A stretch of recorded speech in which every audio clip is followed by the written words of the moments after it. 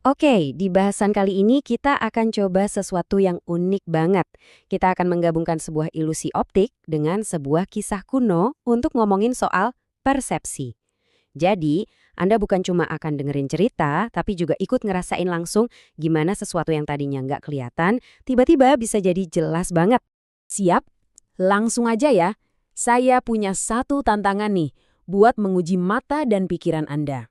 Pertanyaannya simpel aja. Bisakah Anda melihat wajah yang tersembunyi? Baik, sekarang perhatikan gambar ini. Coba fokuskan pandangan Anda hanya pada 4 titik kecil yang ada di tengah gambar. Tahan di situ ya, konsentrasi. Saya akan hitung mundur 15 detik dari sekarang. 5, 4, 3, 2, 1. Oke, cukup. Sekarang coba pejamkan mata Anda. Rileks saja, jangan dibuka dulu. Biarkan bayangan dari gambar tadi muncul di pikiran Anda. Gimana? Apa yang muncul? Seharusnya ada semacam bintik putih gitu ya, dan di dalam bintik itu ada sebuah gambar. Banyak orang melihat wajah Yesus. Apakah Anda juga melihatnya? Nah, pengalaman inilah yang akan jadi kunci bahasan kita. Momen aha barusan itu, perasaan waktu sesuatu yang tersembunyi tiba-tiba jadi jelas, itulah inti dari apa yang akan kita bahas. Pengalaman yang baru saja Anda rasakan adalah kunci untuk memahami sebuah kisah kuno yang akan kita jelajahi sekarang. Nah, sekarang mari kita sambungkan pengalaman tadi dengan sebuah cerita. Kita akan ikut dalam sebuah perjalanan yang penuh dengan kebingungan. Ini adalah kisah dua orang murid dalam perjalanan mereka ke Emmaus. Coba lihat gambar labirin ini. Ini adalah gambaran yang pas banget buat kondisi emosional dua orang pengikut Yesus, Kleopas, dan seorang lainnya, tepat setelah peristiwa penyaliban. Mereka itu benar-benar tersesat dalam kesedihan dan kebingungan mereka.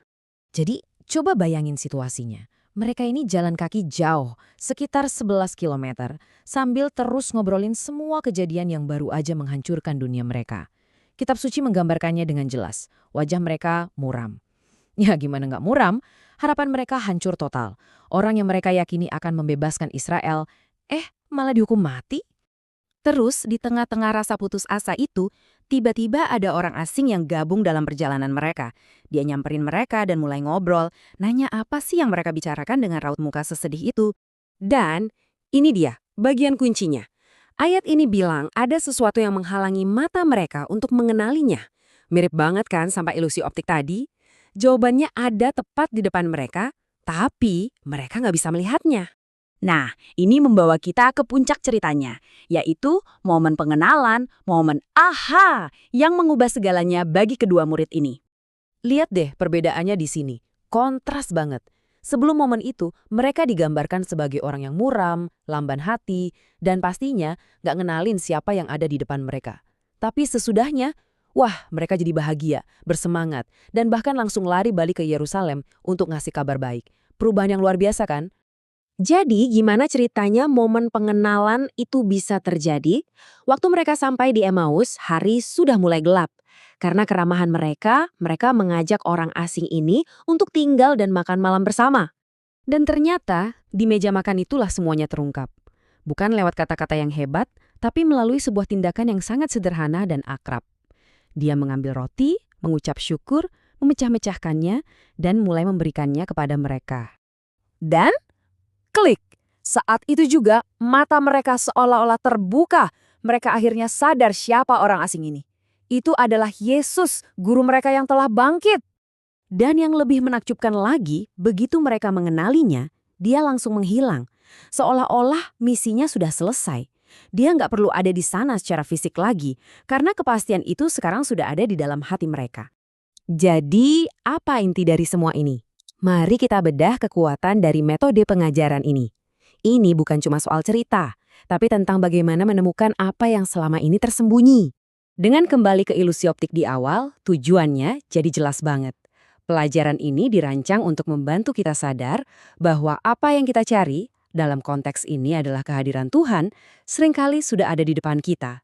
Hanya saja kita tidak melihatnya, ia menunggu untuk dikenali. Gagasan ini diperkuat lagi oleh ayat lain dari kitab Ulangan. Ayat ini menekankan bahwa penemuan itu bukanlah hal yang pasif. Ia datang dari sebuah pencarian yang aktif dan tulus, dengan segenap hati kita. Nah, ini dia kesimpulan pentingnya. Kekuatan metode ini ada pada kemampuannya untuk menyambungkan pengalaman fisik yang nyata, yaitu melihat bayangan dari sebuah ilusi, dengan sebuah gagasan spiritual yang abstrak tentang iman dan pengenalan. Ini membuat konsep yang sulit dipahami jadi terasa nyata dan mudah diingat. Kita akan tutup bahasan ini dengan ayat emas dari pelajaran tersebut. Ini adalah pertanyaan yang Yesus ajukan sendiri kepada para murid di jalan yang mengubah seluruh perspektif mereka. Pertanyaan ini juga mengajak kita untuk berpikir, apa ya yang mungkin tersembunyi di depan mata kita sekarang yang sebenarnya hanya perlu kita lihat dengan cara yang baru untuk dapat kita kenali?